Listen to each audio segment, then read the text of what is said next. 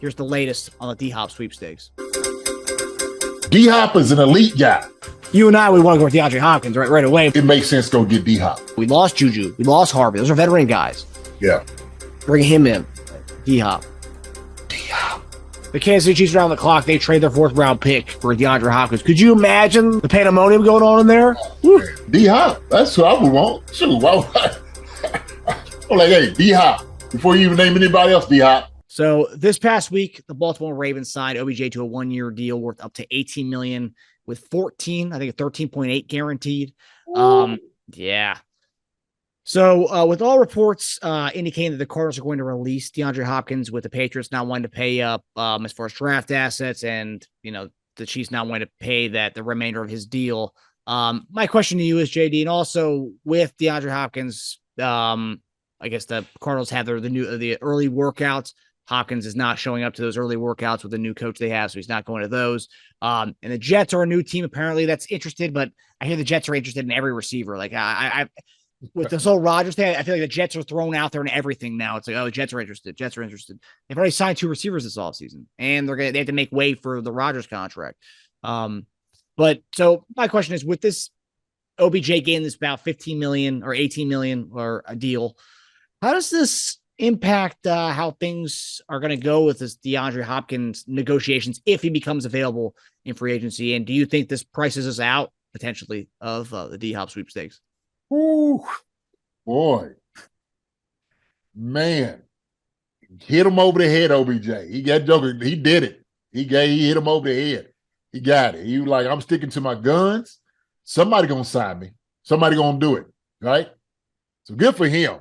Hey, good for him getting the money he was looking for, right? Yeah, man. That I know DeAndre saying, listen, that joker will get 15 and almost 18 get with incentive wise and get. Hey, I know I'm as good as that, if not better, right? I can see him having that conversation like, hold on, OBJ, oh man, he'll put us back in the game, right? He'll put us back in the game. And I'm not mad at it. I am not mad at it. I'm all about guys getting paid. I'm about guys getting paid. Okay. If you can get it, get it. Period. That's where I'm at. Okay. And the thing is, because how the market has been going, the guys that work free agencies and getting signings and whatnot, guys weren't getting big contracts.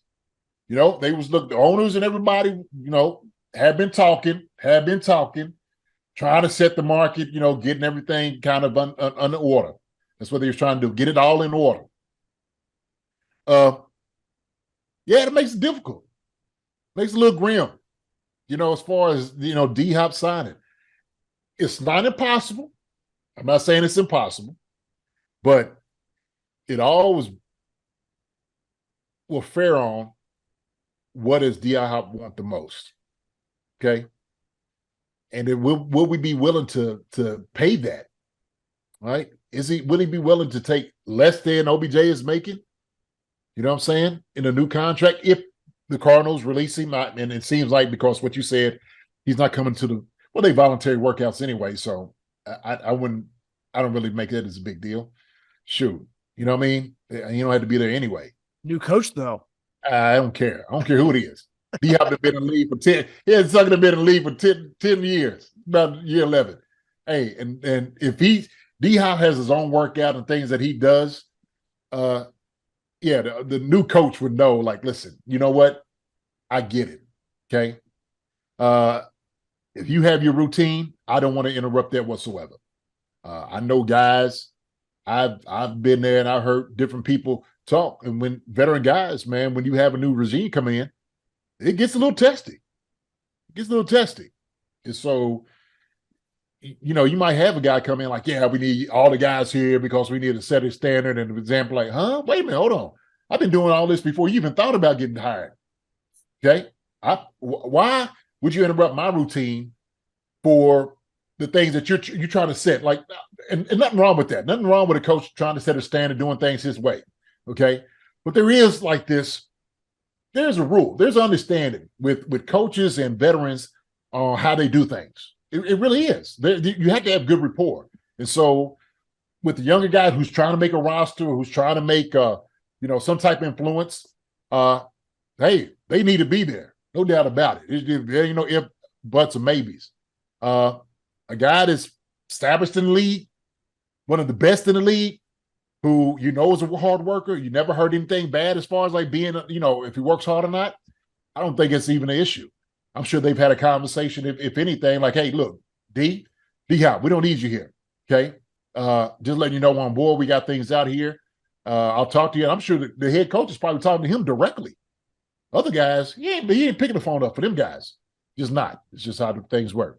But kind of going back to what we were talking about, yeah, it does put a little a bleak setting on the whole situation with D-Hop, maybe signing the Chiefs. We know we've been watching what them jokers have been signing, who they haven't been signing, and what they're not giving up.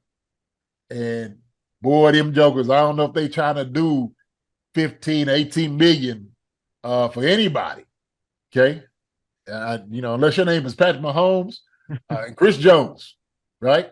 Or maybe Travis Kelce. Other than that, hey, everybody else, they can get their walking papers.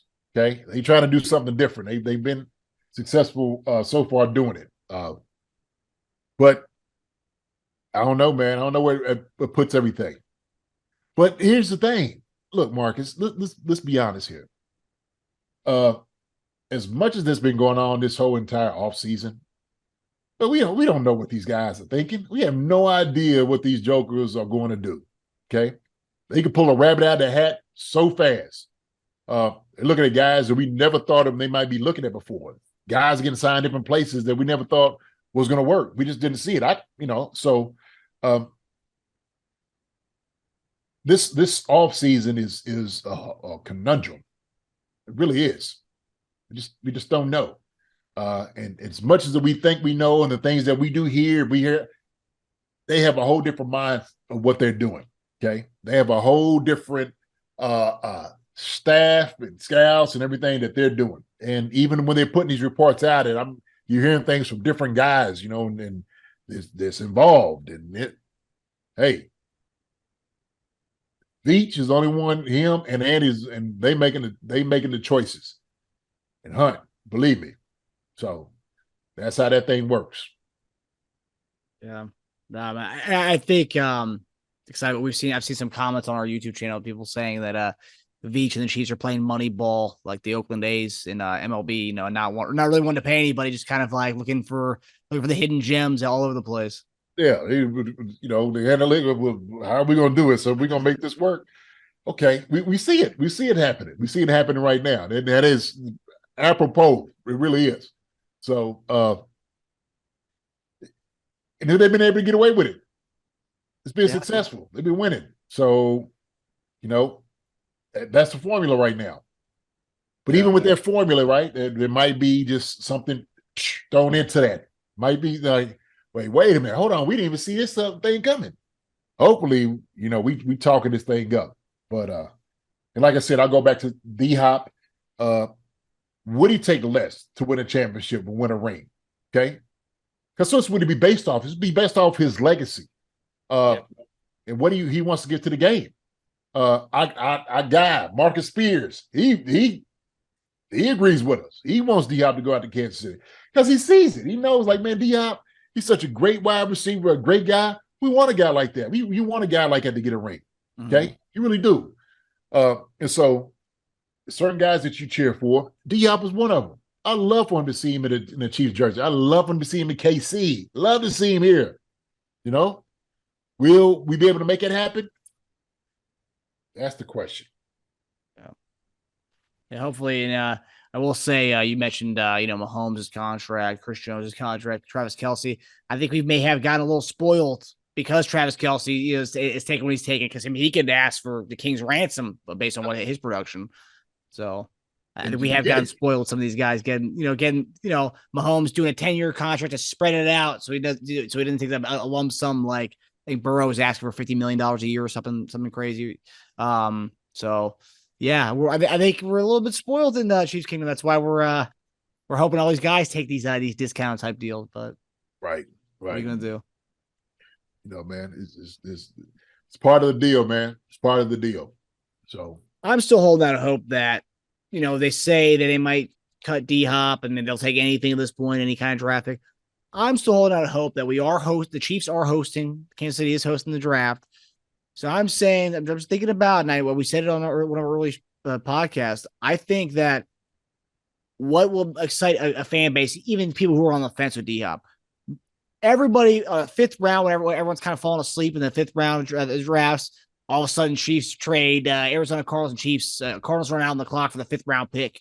The Chiefs are trading the fifth round pick for DeAndre Hopkins. Then you have a rework deal with DeAndre Hopkins. I just feel like people would go nuts. And I think, to keep people alive and with it in the third day of the draft, it'd be amazing. Man, look, they would go nuts. We know they would. There's no doubt about it. I think everybody would go nuts. If you wouldn't love to have a D-Hop on your team, then I have no idea what you're thinking about or who you are. I really don't. But it's just like now with all these different things that's been happening, guys we've been signing and, seem like the direction we're going, it seems starting to go further and further out of our reach. Yeah.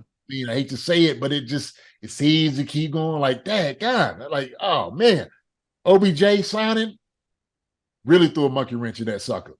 Yeah. You know what I mean? It did for the money aspect. So, yeah. But the one thing I did want to ask you about, because we actually texted right when that Richie James signing happened, and I asked, do you think this means we're done with the D-Hop? Are we out of this D-Hop sweepstakes? There are two different types of receivers, and I forget about the money aspect, for example. And unless you were saying that you think we're out because the money aspect and signing another receiver like that kind of means we're out. But like, they're two totally different types of receivers. So it's like, because what do you think that means we are? That is an added reason to say, like, yeah, I think we might be out on this, is just signing him altogether. And it's both, really, because what they went out and they got a guy that fit more into the offense, right? More what we've seen in the past few years of what they do. Okay. How many times we've been asking for the fade route, the jump ball. Okay. Kind of like traditional things, bringing some big receivers here. They just hadn't really done it. Why? Because they like the guys that got the body type, or like Darius Toney, 6 foot, or under 6 foot. You got a whole bunch of those guys that are like little water bugs.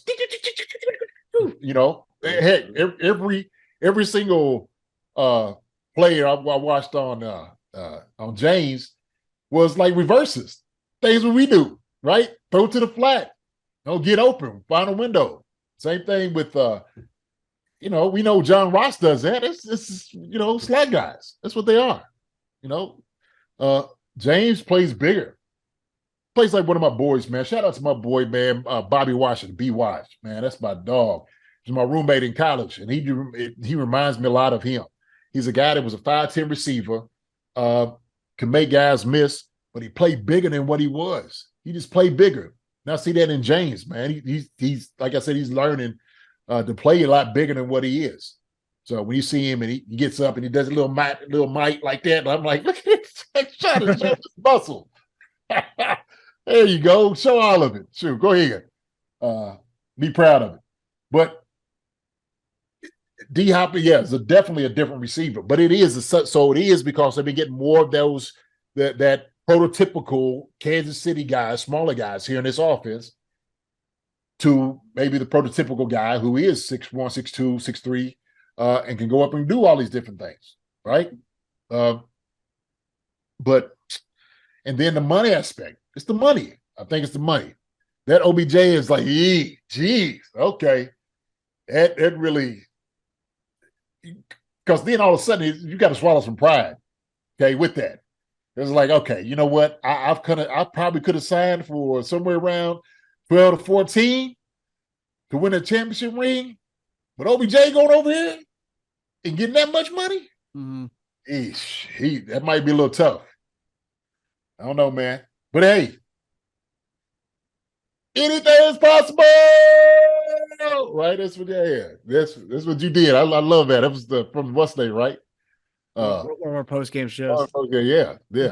So, hey, man, Yeah, I mean, and the timing of it all is really weird too. We signed Richie James, and I think the next day is when the OBJ signing happened. So it's obviously Veach and them got wind of what he was gonna sign for in Baltimore. So they're like, you know what, let's just go ahead and cut our losses. Just go get Richie James right now for a 1 year.